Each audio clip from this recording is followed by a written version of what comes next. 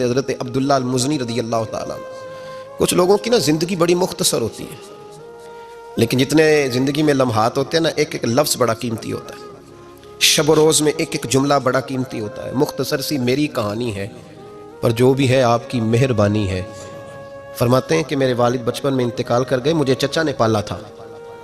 اللہ نے میرے اوپر رحم کیا اور میں رسول اللہ کا غلام بن گیا. چچا اسلام کا بڑا دشمن تھا، تو مجھے نبی پاک صلی اللہ علیہ وسلم کا نام سننا معاذ اللہ جلال میں آ جاتا تھا سنتے ہی، لیکن مجھ سے رہا نہیں جاتا تھا. اب میں کیا کروں؟ میرا روز دل کرتا تھا مدینے جانے کو. روز میری ماں میرے درد سے آشنا تھی. ایک دن میں تڑپ اٹھا، میں نے کہا اماں مجھے پتا ہے تو نے میری خاطر نکاح نہیں کیا، لیکن اماں میرا اب دل نہیں لگتا، چچا جانے نہیں دیتا. اماں کہنے لگی بیٹے جا، میری طرف سے اجازت ہے. کہتے ہیں میں جا کے چچا کے سامنے کھڑا ہوا. چچا میں نے جانا ہے. کہاں؟ پتہ اسے تھا مسلمان ہے. کہاں جائے گا؟ میں نے کہا مجھے مدینے جانا ہے. کہتے ہیں وہ تو آگ بگولا ہو گیا. کہنے لگا تیرے پاس جو کچھ ہے سارا میرا دیا ہوا ہے. تو میں نے کہا چچا رکھ لے.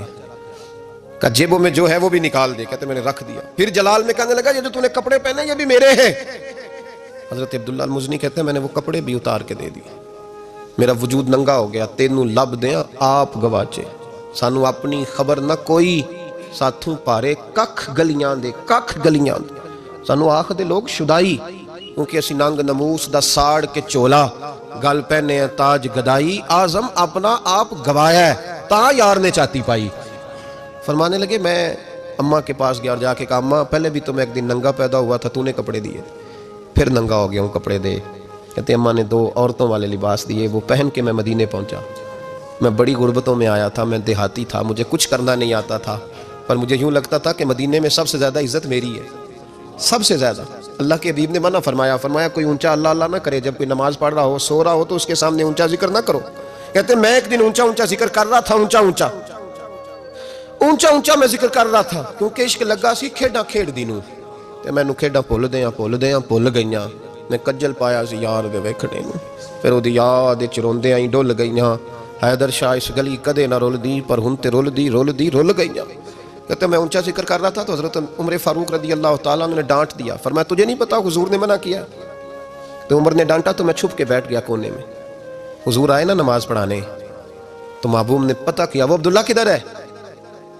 کہتے میں کونے میں تھا. حضور نے فرمایا کیا ہوا؟ تو میں رو پڑا. میری عزت بڑی تھی نا مدینے میں، کبھی کسی نے کچھ نہیں کہا تھا. نبی کریم نے فرمایا کیا ہوا؟ عرض کی حضور کچھ نہیں. پھر بھی بتاؤ. کہتے میں رو پڑا. میں نے کہا یا رسول اللہ میری غلطی تھی تو سیدنا فاروق اعظم نے ڈانٹ دیا ہے. فرمایا ہوا کیا؟ یا رسول اللہ میں اونچا ذکر کر رہا تھا، اور بات بھی ٹھیک ہے، کچھ لوگ قریب نماز پڑھ رہے تھے، حضرت عمر نے منع کیا. نبی کریم علیہ السلام نے فرمایا بلاؤ نہ ذرا عمر کو. خود قانون حضور نے بنایا ہے کہ اونچا ذکر نہ کرے جب کوئی نماز پڑھ رہا، بلاؤ نہ عمر کو. جناب عمر آئے تو حضور نے فرمایا عمر میرے عبداللہ کو کوئی نہ ڈانٹے. کسی ان پڑھ سے، کسی دیہاتی سے، کسی بھولے سے انداز دیکھے حضور کا، اسے کوئی نہ ڈانٹے. پھر حضور نے فرمایا تمہیں پتہ ہے یہ میرے لیے کتنی تکلیفیں برداشت کر کے آیا؟ صحابہ فرماتے ہیں یہ خوش نصیب ہے جس کی روح بھی محبوب کے ہاتھوں میں نکلی. اور جب جنازہ اٹھا تو حضور کی داڑھی سے ہم نے آنسوں کے قطرے ٹپکتے دیکھے. مدینے میں رواج تھا کہ قبر میں قریبی عزیز اتارا کرتے تھے، پر ان کا تو مدینے میں رشتہ دار ہی کوئی نہیں تھا. حضرت عمر فاروق اور جناب ابو بکر صدیق کہنے لگے ہم قبر میں اتارتے ہیں. جب ان دونوں نے اٹھایا قبر میں گئے تو کہتے ہیں کمال دیکھو اللہ کے رسول ہم دونوں سے پہلے قبر میں اتر گئے، اور حضور نے یل بدایا والنہایا میں موجود ہے، کہا مجھے دو میں قبر میں اتارتا ہوں.